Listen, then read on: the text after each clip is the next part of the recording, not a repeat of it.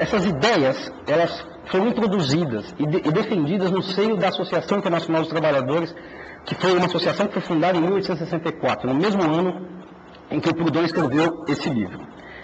E existe uma divisa que ficou conhecida da IT, que é a emancipação dos trabalhadores será a obra dos próprios trabalhadores. Essa divisa ela foi tirada desse livro de Proudhon.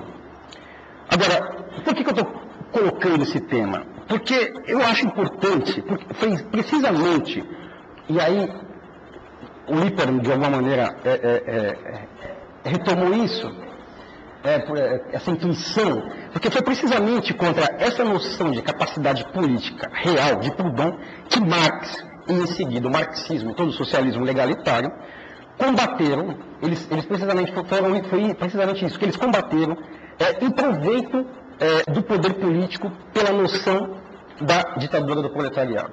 E foi ao combater essa noção que Marx e o marxismo, enfim, jogou definitivamente o socialismo nessa lama parlamentarista que ele se encontra hoje. Então vejam, desde o começo, essa AIT, essa Associação Internacional dos Trabalhadores, ela se encontrou dividida entre marxistas e proudhonianos. Marx ele queria a conquista do poder político pelo proletariado e considerava a tal conquista uma condição fundamental para a emancipação operária. Os proudhonianos afirmavam, ao contrário, que a emancipação seria alcançada unicamente através de uma organização de resistência operária internacional que fosse gerida diretamente pelos operários e que fosse alheia a qualquer tipo de luta política. Marx queria transformar a Internacional em um grande partido operário, estruturado hierarquicamente e centralizado. Os proudhonianos eles defendiam a autonomia das seções da Internacional, eles rejeitavam qualquer centro dirigente e eles propunham uma relação federativa das seções da Internacional. Agora, então, o que é importante notar nessas duas posições políticas que dividiram a Internacional desde o começo, é importante notar o pensamento que a sustenta. Então, eu mencionei que em Proudhon, a capacidade política ela implica a separação radical do operário com o mundo da burguesia. Nada do mundo da burguesia serve para o operário se ele quer ter capacidade política. Para Proudhon é muito claro. Para Marx, ao contrário. Marx, ao colocar a estrutura econômica da sociedade no centro da sua reflexão, ele se convenceu de ter encontrado a causa primeira da exploração do homem pelo homem no tipo de relação de produção capitalista. Então, Marx considerou que bastava abolir as relações de produção capitalista para que uma sociedade sem exploração e sem classes emergisse. Para Marx, então, eram essas superestruturas econômicas que não apenas geravam, mas também que determinam as inúmeras infraestruturas políticas, jurídicas, culturais e assim por diante. Então, em outras palavras, para Marx, a desigualdade política entre os homens era uma simples derivação da exploração econômica. E desse modo, a abolição do capital, para Marx, constituía a única exigência. E esses vários outros aspectos da lógica do capitalismo industrial, como, por exemplo, a política parlamentar, não somente ficavam de fora da crítica de Marx, mas esses outros aspectos do capitalismo industrial poderiam até mesmo se constituírem como instrumento de luta para os marxistas. E é disso que procede, dessa noção, desse tipo de raciocínio marxista, que procede a necessidade que Marx teve de explicitar, teoricamente, uma estrutura organizativa que fosse capaz de racionalizar e de distribuir a energia desprendida na luta de classes. Marx sentiu necessidade de explicitar, teoricamente, um aparato organizativo capaz de conduzir todo o processo revolucionário. Essa estrutura, esse aparato, é o partido político do proletariado, que Marx teve necessidade de teorizar desde o seu manifesto do Partido Comunista, escrito em 1848. Então, vejam, foi a teoria do partido e a tomada do poder pelo partido que constituiu e que constitui, até hoje, o pensamento único que se apossou do socialismo. A constituição de um partido político de massas, um partido político forte, um partido político produtor e monopolizador de uma ciência que seria a ciência revolucionária. Isso foi por muito tempo uma espécie de obsessão socialista e comunista. E, bom, vocês sabem o quanto de sangue e sofrimento essa obsessão causou. Em todo caso, essa obsessão, para ser colocada em prática, ela teve que reconhecer todas as formalidades legais inerentes aos jogos políticos do capitalismo. Então, não apenas as eleições, mas a própria democracia, a partir desse tipo de estratégia, passa a ganhar um valor positivo. Bom, então, a partir dessa teorização, Marx, em 1871, ele, através de uma manobra política, ele consegue aprovar para a Associação Internacional dos Trabalhadores a tese segundo a qual, eu vou citar as palavras dele, a classe operária pode agir como classe somente quando se constituir como partido político particular. E que essa constituição da classe operária em partido político ela é indispensável para o triunfo da Revolução Social. Isso é o Marx escrevendo em 1871. Bom, depois disso, esse eu acho que é a grande inauguração feita por Marx, ou a grande entrada feita por Marx do socialismo na política parlamentar ou na política governamental.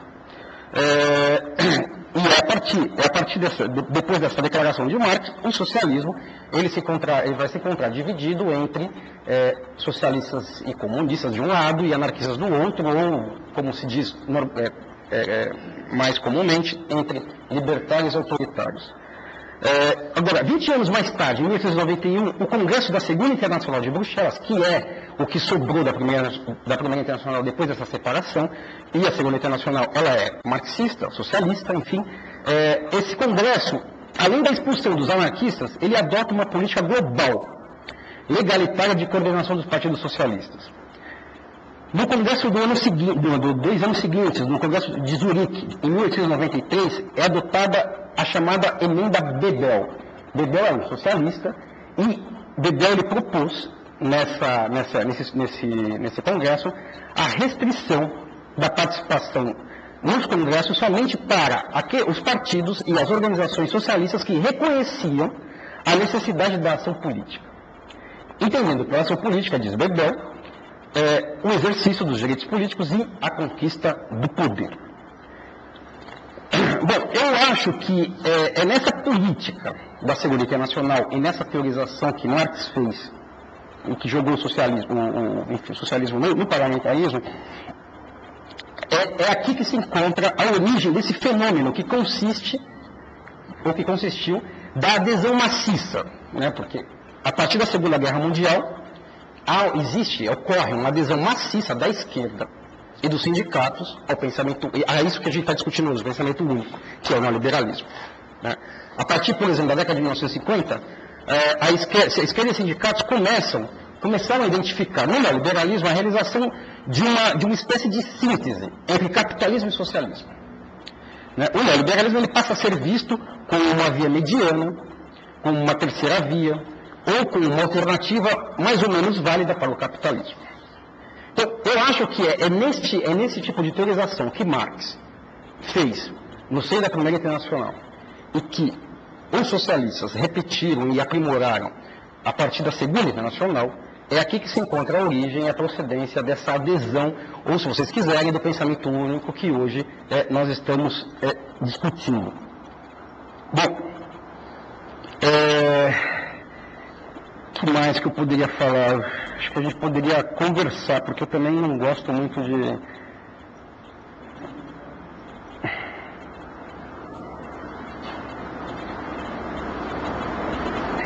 Bom, por essa razão, eu acho... bom, na história, vocês... jamais se viu o socialismo na história funcionando fora de uma racionalidade política, ou funcionando a partir de uma racionalidade política que fosse dele.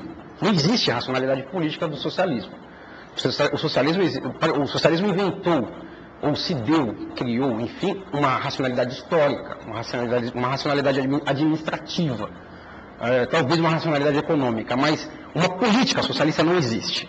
Quando Marx se coloca a teorizar a necessidade de um aparato tal como o partido político, ele não está criando nada, ele não inventa nada, ele simplesmente retoma uma série de reflexões que já tinham sido esboçadas por republicanos e liberais.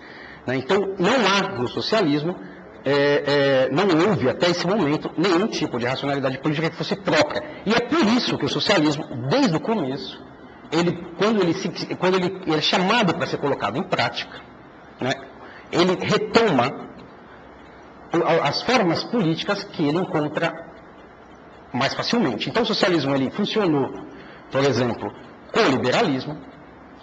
O socialismo ele funcionou com os estados policiais, né, com os estados totalitários, né, e hoje o socialismo ele funciona com o neoliberalismo.